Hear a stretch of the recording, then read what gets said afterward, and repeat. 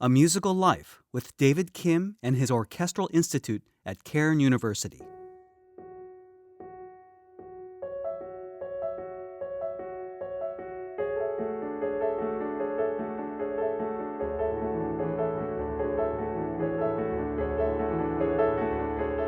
Violinist David Kim was one of the prize winners of the 1986 International Tchaikovsky Competition, one of the most prestigious events in the international music community held once every 4 years. Even with this extraordinary achievement, he had a difficult time getting a job in an orchestra.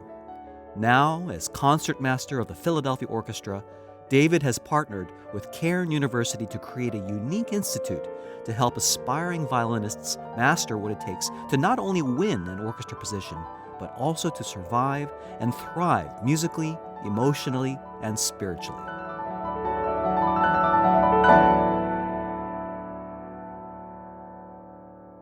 This episode of A Musical Life is brought to you by the School of Music at Cairn University, a center for imagination, innovation, and excitement in the diverse world of music. Visit cairn.edu/music for more information. Once again, that web address is Cairn, spelled CAIRN.edu/music. Welcome to A Musical Life. I'm Hugh Sung. If you haven't had a chance, I'd like to invite you to listen to my interview with David Kim in Episode 2. What makes getting a job in an orchestra unique is that a musician's resume doesn't really matter much. It all depends on how a musician plays in an audition behind a screen for a panel of musicians from the orchestra. The screen is designed to ensure anonymity, but playing for an impersonal audience you can't see or hear and having your career depend on a performance lasting anywhere from 2 to 5 minutes can be one of the most frustrating and terrifying experiences for any musician. Despite David Kim's incredible talent, he soon found that playing auditions required a completely different skill set when he lost the first 5 orchestra auditions he attempted. Now, as concertmaster of the Philadelphia Orchestra, David has collaborated with Cairn University to create a special program to give musicians the critical professional as well as life skills they will need, but surprisingly, are not taught in most music schools.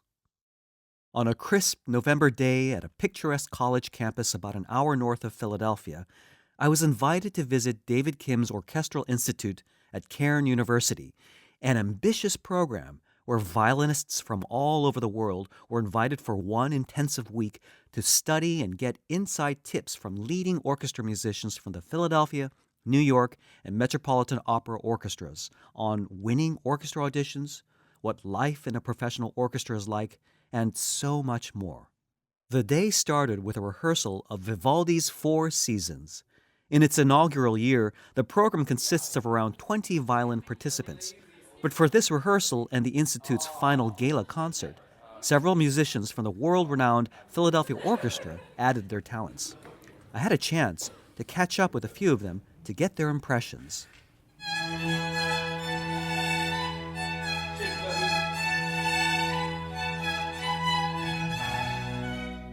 Hi, my name is Rachel Koo, and I play the viola in the Philadelphia Orchestra. We've done this the Vivaldi with David multiple times, with the Philadelphia Orchestra subscription concerts and elsewhere, and it's always been really fun. He has great interpretations, and David is such a great person to work with. My name is Rich Harlow, and I'm a cellist in the Philadelphia Orchestra. I'll tell you this: the folks here that are, they're really fantastic. I mean, we put this whole thing together in one rehearsal, and they sound. They're already rehearsed, and they follow David beautifully, just beautifully. I feel very comfortable, very at home playing here. And really, actually, every time I play with David, this is like maybe the 4th or 5th time I've played the Seasons with him. And it's really a great player, but to be able to play it in a chamber music setting in a little chapel like this, it's just absolutely wonderful. Hi Hugh, it's great to be here. My name is Yumi Kendall. I'm a cellist in the Philadelphia Orchestra, and I'm so glad to be here today playing with David and members of the orchestra, and also from the Cairn University. I understand David has an orchestral institute here, and it's really exciting for the students to have a professional concertmaster, no less, of the Philadelphia Orchestra guiding them in this, I think, a week-long project, is it? A really in-depth look at their studies, and also in this particular opportunity with the Vivaldi, a really good experience of what it's like to be in a professional orchestra. We're having one full rehearsal, which we just finished, and we'll have a dress rehearsal tomorrow and then the concert. And this is really what it's like in the real world. So my name is Leo Kwokman, my full name, and I'm a conductor. I work with the Philadelphia Orchestra, and this is my second season as assistant conductor. I think it's very good that he's doing this so that I think students get a chance to play in orchestra or get to learn from these orchestral musicians to learn how to play together, because that's one thing you practice by yourself, but also that's one thing that actually you have the experience to play as a group, to put something together. From just within an hour and a half that we had, I could feel that the students, they are improving in the sense that they play more outgoing, because when you first sit in and you try to fit into the orchestra, I also use the word fit in, you try to play more timid and more, reserved, but actually that's not the way to play in orchestra. In orchestra, sometimes we have to play out, sometimes we have to reserve. So there's a lot of characters, even you playing in the orchestra. And I could feel that within an hour and a half, the students getting to more open up and play more expressively. And I think that's what we need to do as musicians, right? To play more expressively, to translate this to the audience.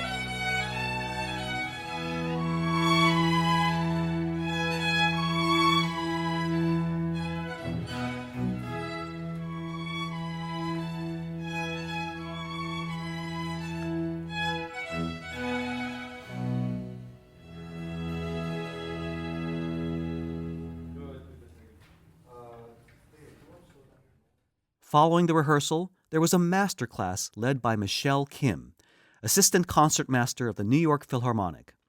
A master class is a special class where all the participants watch as one of their colleagues plays music on stage, and the teacher gives a public lesson benefiting everyone. Michelle shared her thoughts on what's needed to pursue a career as an orchestral musician. If you don't love music, if it's not in your blood, you're never going to enjoy what you do. People say, "Oh, you must love it because you like music, you're playing music, and that's your job." Well, it's not always that. It's more about loving music, how it transcends you to another place, how you can inspire others with the music that you're playing, appropriate music for appropriate occasions. If you have that love, you will be able to do it yourself and translate that into your own playing. And I think that is the most important thing a young person should do and study. And that's why studying is so important, because you get so much diverse and various people with various interests in music, in classical music. It really focuses on what you should be doing with all that information together.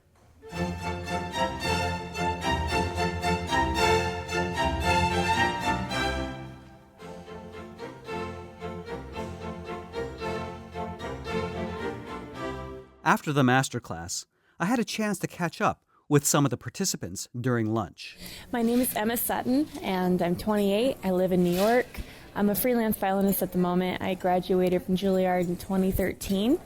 And from there, I moved to Kentucky and got an interim position for assistant concertmaster of the Louisville Orchestra. When that finished, I moved back to New York, and I freelance now with American Ballet. And then I also work with different symphonies like National and Cincinnati and sub with those, and keep New York is my home base, so I also do Broadway. I do sub for Lion King, and I keep an active running around lifestyle. Meanwhile, I'm working on trying to get an audition with different orchestras so I can land a job and work with just one orchestra and stay there and have what they call a life. So that's what I'm doing. That's my story as to what I do right now. What's the most challenging thing you're finding at your particular point in your career right now?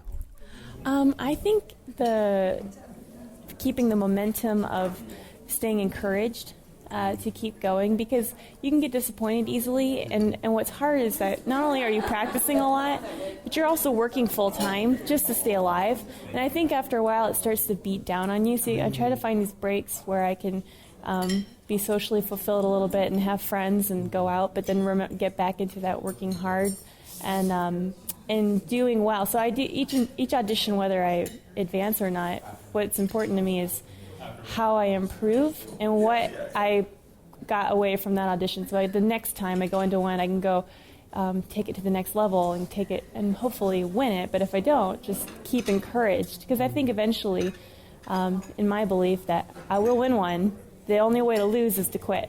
But not quitting is the hardest part. So, What have you found to be the best benefits of coming to David's festival? I find it encouraging because it's nice to hear everyone's story. He gives an opportunity for the people that come and teach to share their story, their whole life story. They communicate with what they've been doing and what they believe in. Now David told me this isn't true for me, but I think it is. I see myself as an underdog, but he says I am not. So I don't know. But I think because I always feel like when I hear the underdog story, I'm like, oh, good. There's hope for me, and I'm going to make it one day. And so I've been hearing a few of these stories where people that you wouldn't expect to get an orchestra job, like in Philadelphia Orchestra, suddenly get a job. And it's so great. I love hearing these stories. And just each person's willing to, both like David Kim, David Chan, and they were here willing to work with us, whether it's master classes or lessons on the side. They'd be like, hey, can I give you 15 minutes here and teach you spiccato or any questions you may have, or in the audition when you choke and you play Schubert too, and then you have this thing, and then you're like, oh yeah, that thing, and so it's like, we can talk about it, and why is it an issue, and it's a really neat thing to just be able to pick the brains of some of the greatest people that have not only play the violin, but they've gotten through these rounds. This is a completely different thing than just performing. This is mastering an art form of taking an audition, which is something actually you don't learn in school. So this is an education you're going to have to get on your own, and that's really difficult. I don't think anyone really understands that fully until they're outside of school, and then they're like, wow, now I start school again, but you have to do it yourself. So, and I think this camp really brings that, helps focus on what is it you're going to focus on, and how, why, and question why you play the violin the way you do, or whatever instrument you play, but why do you do the fingering that you do? Why are you using that much bow? Why are you not using that much bow? What would the piece do here? Instead of, before you take marching orders, but why are you taking the marching orders? You got to understand what you're doing. So I think it's very good for questioning all these things and helps bring it together.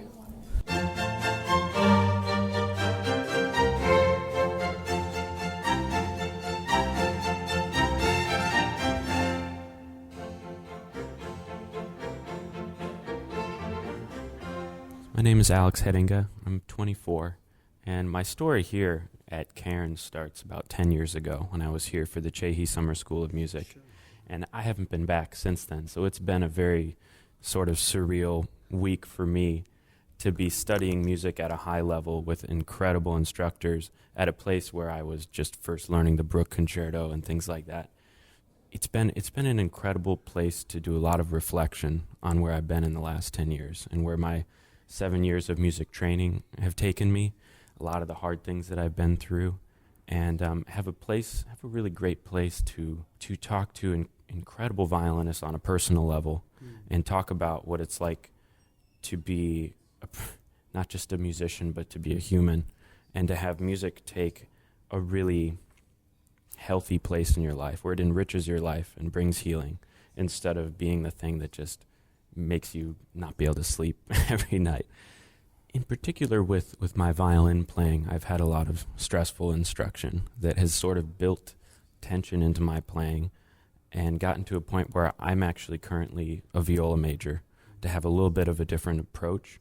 That's allowed me to open up, and this is the first really serious thing I've done with violin in the past year, and it's sort of a chance for me to play for some teachers I can trust on a personal level. What are the biggest benefits that you've gained from your experience, not just the music, but just even the personal experiences you've had at David's festival? I'd say the biggest thing I picked up here is some really great ways of seeing excerpts as music. And we have just wonderful people helping you enjoy these excerpts instead of feeling so in the box, so metronomic. For a long time, I've viewed excerpts as a completely different thing than your concertos and your sonatas, and had a hard time bridging that gap where you have to be very accurate, but you also have to have a certain amount of freedom that lets the panel know that you're a musician. I think the instructors here are such complete musicians that they just approach everything like music. And I've learned just as much from watching everybody else play in master classes as playing in them myself, because I've seen each person go from being very obsessed with the details to understanding the big picture and becoming more comfortable on stage. And like I said, just to do that in an environment where you can talk about your faith and you can talk about just personal struggles with stress or nerves or things like that. So this sounds like a very healing, nurturing place to not just be judged by how you play, but to be accepted for who you are as a whole person. Absolutely. There's such a sort of hierarchy in the orchestral world that you feel like if you don't choose every word perfectly when you're talking to a concertmaster, that might be your job later in life. And all of these concertmasters that are here to teach us make us feel comfortable to just be ourselves and to ask a lot of the life questions that you feel like you can only ask your pastor.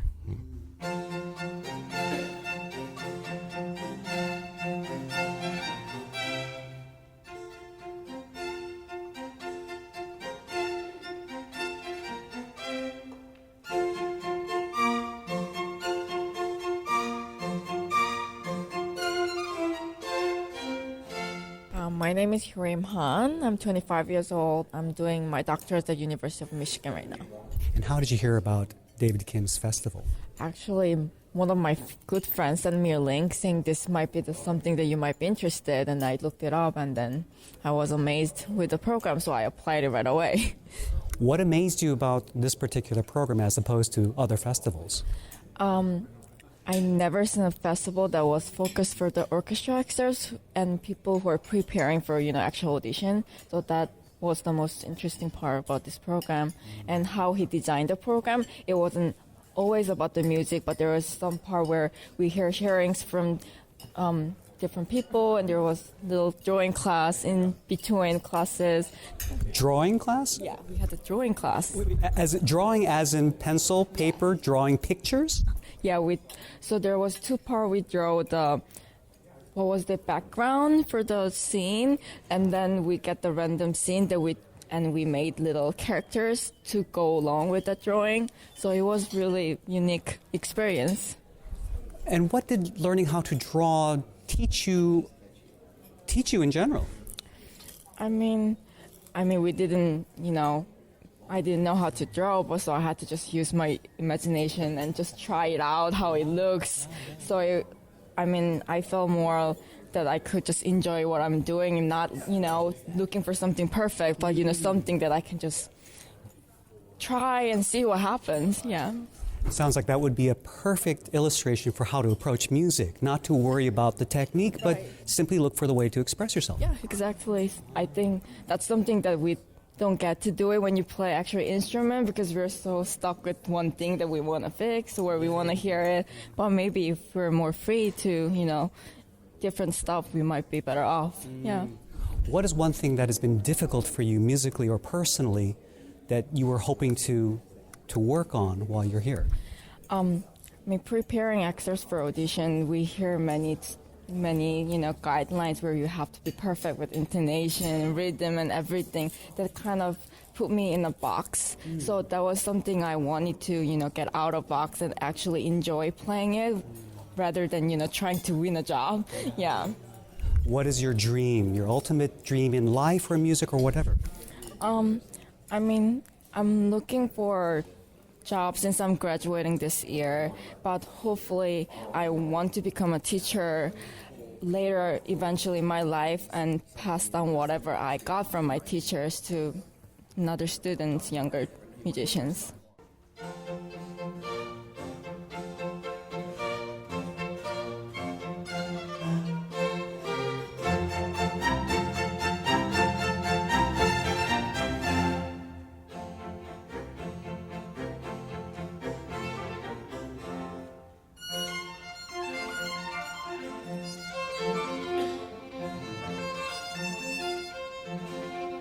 My name is Ben Shute. I'm 30 years old. You don't look 30. I do hear that a lot. So do I. And I teach at several schools, one of which actually did laugh at me when I asked for a faculty parking decal. So, no, seriously though, I teach here at Cairn University. I'm also on faculty at Dickinson College and Cecil College in Elkton, Maryland. And of course, I'm a violinist. I also play Baroque violin. I have an early music duo with my wife, which we really enjoy.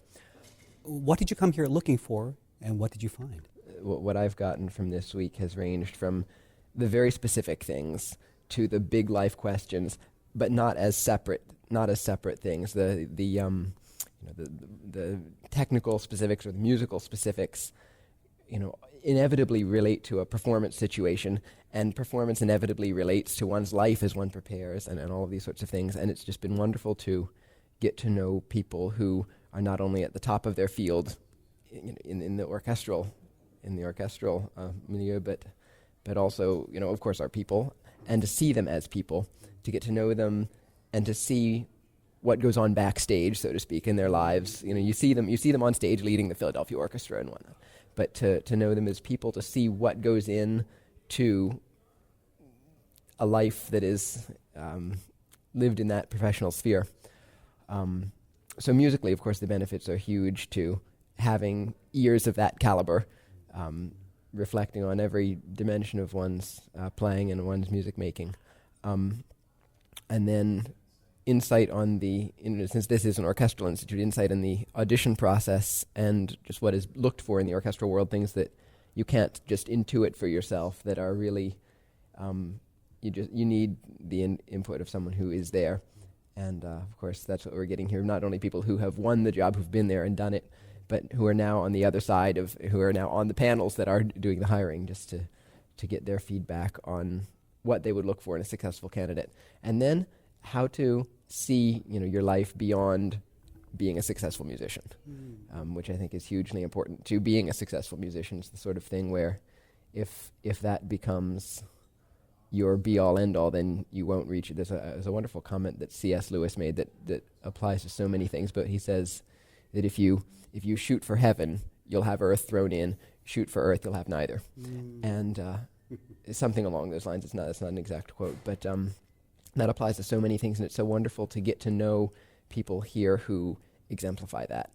And of course, the faculty are amazing in that regard, and also the students. Just getting to know so many wonderful musicians who are, about the same age, and we come from different backgrounds, and they're actually, for a student body, there is a considerable age difference. Some are relatively new to college. I've been out of school for a while, and I'm on the older end, and just to see what we can all learn from each other, and musically, of course, but also just personally, and to share our stories. That's been a huge part of this.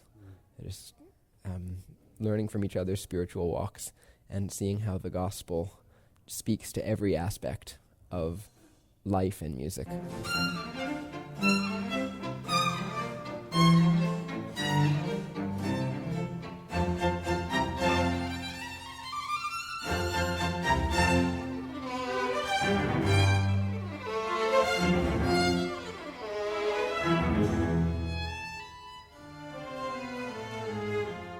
As you've heard, An important aspect of David's Orchestral Institute is its commitment to interpersonal relationship building. One special way this is done is by sharing personal testimonies from various faculty members during lunch. On this day, we heard a deeply personal and challenging testimony from Dr. Benjamin Harding, Dean of the School of Music at Cairn University. Well, I was asked by Mr. Kim to share a little bit about my life's journey. And in thinking about that this morning, actually, I thought, boy, I'm basically at the same place that you all are at in your life's journey. Thinking about beginning of career. Many of you actually are probably my age.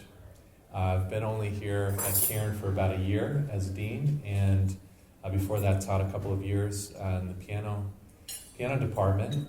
But I wanted to share a little bit about maybe my life's journey as it might relate to you and your current struggles. We wanted this institute to be a place of spiritual refreshment and spiritual encouragement. And, you know, when you hear the word spiritual, sometimes you might think, oh, it's going to be light and fluffy, maybe a little bit inspirational. But when I use the word spiritual, I mean the hardcore, deep down things that need to be refreshed and encouraged.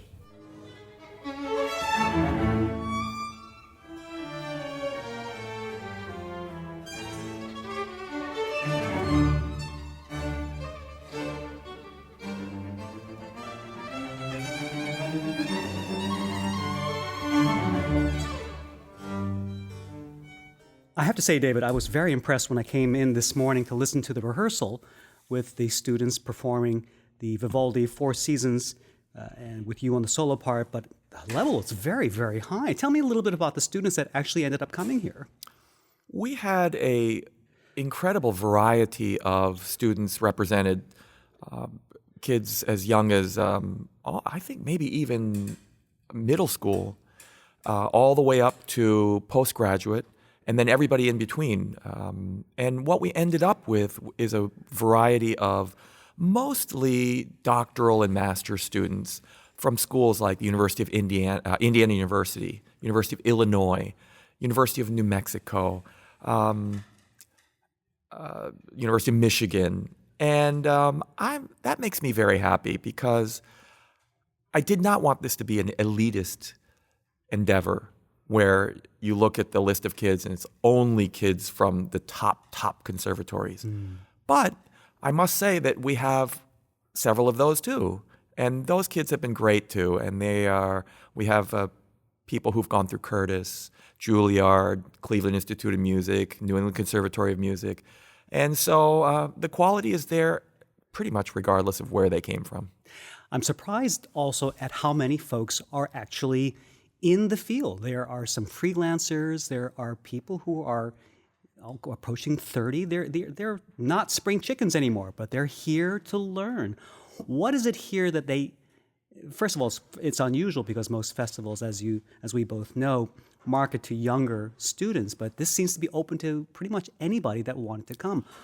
I purposely designed it in that way. I wanted to be able to have not only the incredible faculty that we have represented from the New York Philharmonic, the Metropolitan Opera Orchestra, the Philadelphia Orchestra, but I also wanted them to inspire each other with their own stories. As we know, everybody has their own unique journey, struggles, and I just wanted perhaps the little bit more advanced ones to be able to inspire some of the younger ones and say, you know, it's going to be okay. I struggled at that point in my career or life.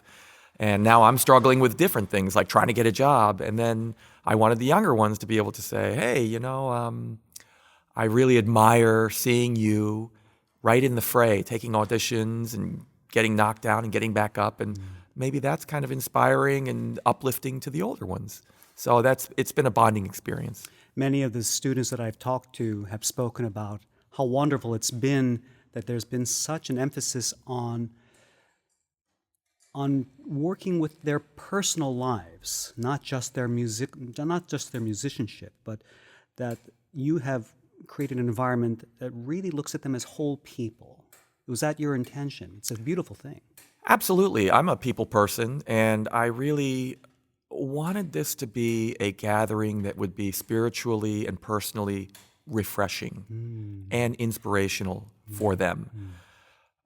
We never hid the fact that this was kind of there's a serious spiritual aspect to the Institute. But the idea was never to have them arrive and give them a big stack of books to read and Bible studies. And my idea was to inspire them through our individual stories. And so David Chan the other day spoke from his heart so beautifully. Richard Amoroso, first violinist in the Philadelphia Orchestra, spoke from his heart the other day. I spoke yesterday at lunch. Today, Dr. Benjamin Harding, the Dean of the School of Music here at Cairn, he spoke from his heart.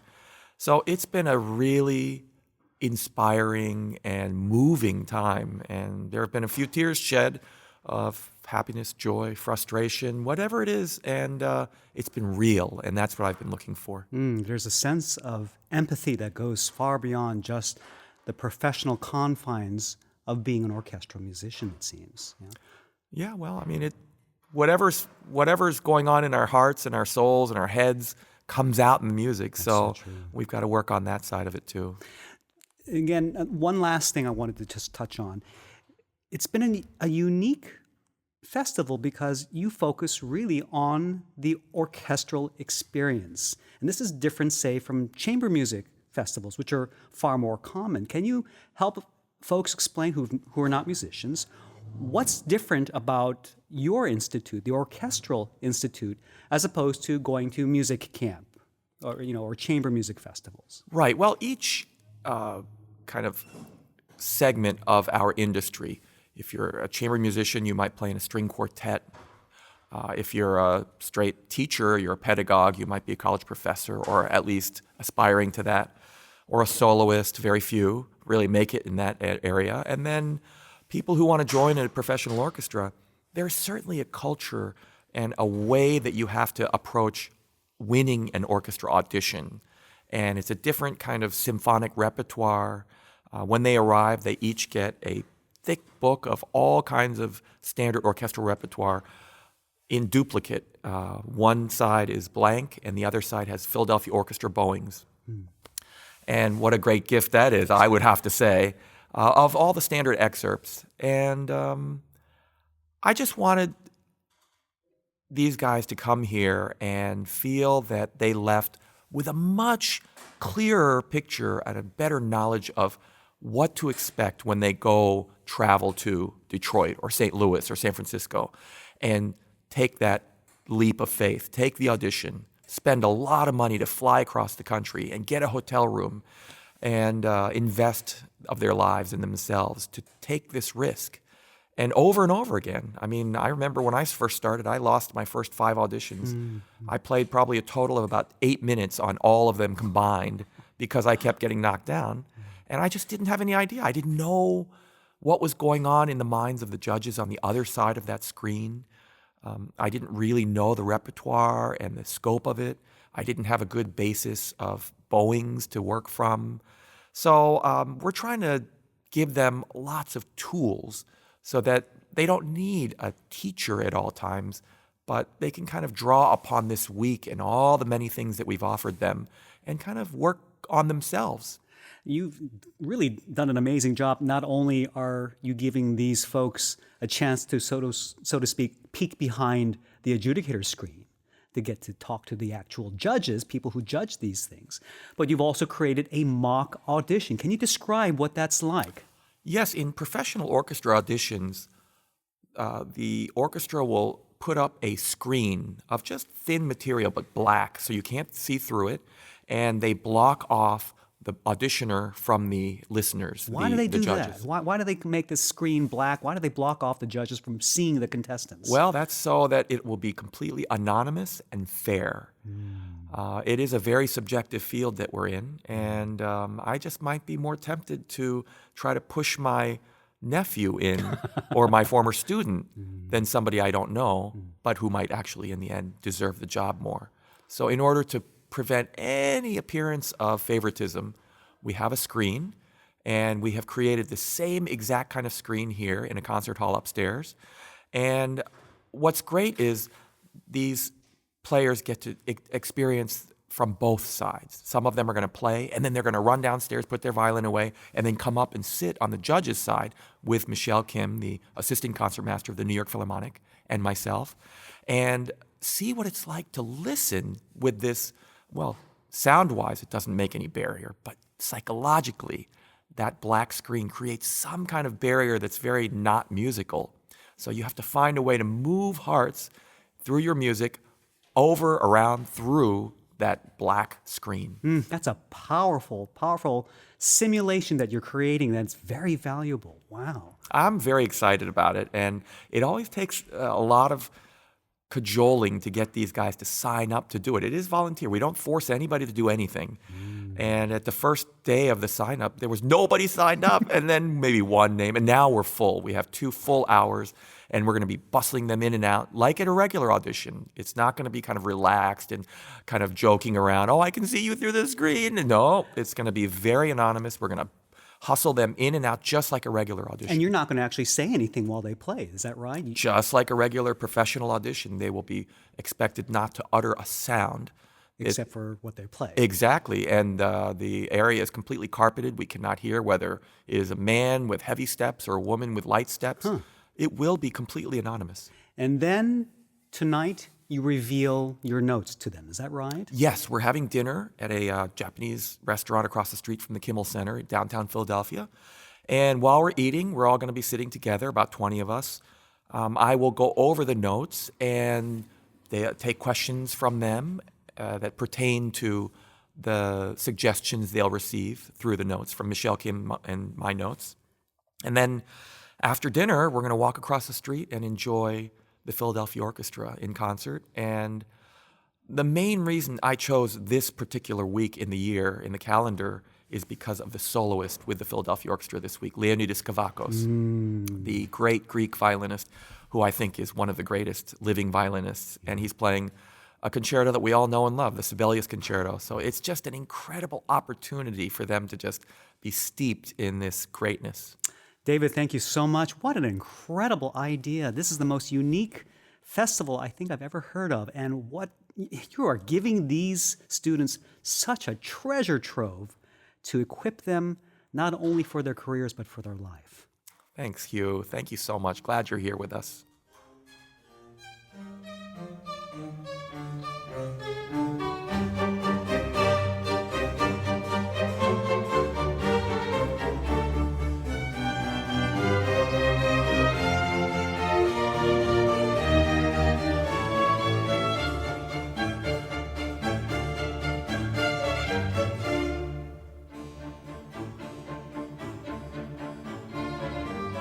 So, Dr. Harding, can you share with us what inspired Cairn University to put together this Orchestral Institute with David Kim? At Cairn, we just see a need in the international community to provide a place for spiritual refreshment, spiritual nurture, and musical challenge and excellence. And for Mr. Kim, I mean, he embodies those aspects of life. And we just had the idea that, boy, wouldn't it be great to try an institute where we invite young musicians to learn from one of the great concertmasters in the world about different aspects of music making in an orchestral setting. How to hold your bow, how to sit in a chair, to how to be encouraged during the long, arduous task of taking an orchestral audition. And this week, we've just seen the fruit of that. I mean, it's just been incredible to watch layers of exhaustion pour off these students, to them being inspired to take up their bows again and make music and enjoy making music. So many times the faculty have used the idea of the love of music propelling you to be creative, to be energized daily. And it's just been a neat thing to see. In some ways, you mentioned, we were having a private conversation, you mentioned that this is a beta run. It's titled the Orchestral Institute, but for right now, this focus for this week has been just violins. Has that been right? That's correct. So we wanted to see what it would be like kind of in a miniature format. And so we entitled it The Violin Summit of the David Kim Orchestral Institute, knowing full well that there are going to be challenges that pop up. Anytime you start an administrative endeavor, there's going to be hitches in that process. And we wanted to smooth those out. Not that these students are guinea pigs in any way or they're being tested upon, but we wanted to test ourselves as an organization to make sure that, we're running a well-run festival, a well-thought-through festival, well-executed festival. And that's happening. The product has been unbelievable this week. My staff has worked so hard, and they've made details come together that we didn't even anticipate. None of us could. But now we have sort of those details in place where we can look to 2017 and say, we're going to do this on a much larger scale. What are some of the future plans for working with David Kim and anybody else? What are your future plans for Cairn's music department, Cairn's School of Music? Sure. Well, we're going to make an exciting announcement this Sunday that David Kim will be appointed artist violin faculty here at Cairn. Wow. Wonderful. And so we're going to be sending students to him. He's going to be a vital part of our experience. I mean, we're drawing upon his expertise, his professionalism, his wisdom, and his Christian character to really propel us forward. So that's going to be exciting for us. And we're also going to announce the dates for the 2017 David Kim Orchestral Institute of Cairn University this Sunday as well. Wow, how exciting. Congratulations. Well, thank you. On appointing David. I'm sure this is exciting for him as well. Yeah, we're all very excited. I mean, to have him here is just a real privilege for us. And the folks that have come to this institute, so we're reflecting on this even this week, that it's just not the students who are being impacted, it's the faculty. When they share their life's journey and stories, they come to a place of kind of origins in their journey, life's journey, whether that be Christian or otherwise.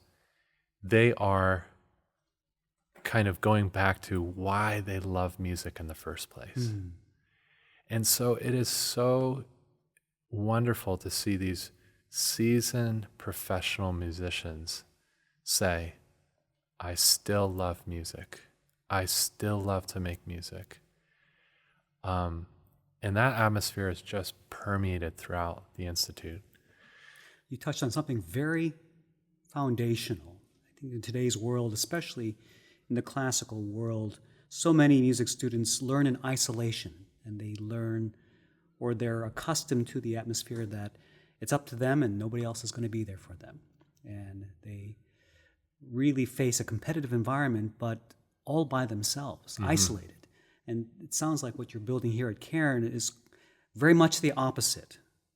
It seems to be the community, the support, the nurturing of the whole person rather than just their professional aspects. Yeah, and even at the faculty level, we say that they're leaders in their field, servants in the student's journey. And our faculty take that idea of being servants to the students very seriously. They come alongside them, they challenge them in their music, but also in their life. And then the friendships that are developed here at Cairn are ones that last a lifetime. And because the School of Music is in a strong, vibrant university community, they get to have friends outside the School of Music. and experiences outside the School of Music that is just going to enrich their music making. And here at Cairn, we have a strong emphasis on biblical study too. So folks are studying how to read a text, how to figure out a text, how to think for themselves, how to be critical in their thinking towards every subject matter as it relates to the Bible. And it's just such a unique educational experience that students are able to handle text, think critically, and be well-rounded individuals who also excel on the performance stage. It sounds like these are extraordinarily exciting times for Cairn, and in particular for Cairn's School of Music. We're experiencing a season of blessing. What can I tell you? I mean, I'm just so privileged and honored to be a part of this experience. I have to pinch myself daily. I mean, it is incredible what's happening. To see our students just rise to the occasion, and really take hold of what's been given to them as a privilege, as a unique opportunity to grow at this stage in their life. I mean, it's just such a privilege to be a part of that journey, and I hope that I don't take it for granted. Dr. Harding, thank you so much for taking the time to talk about the exciting things that are coming, that are here already and that are coming very soon. And I know everybody's going to be wishing you and David Kim all the best success for next year's Orchestral Institute with David Kim, and who knows who else will be coming to join him. Exactly. We can't wait.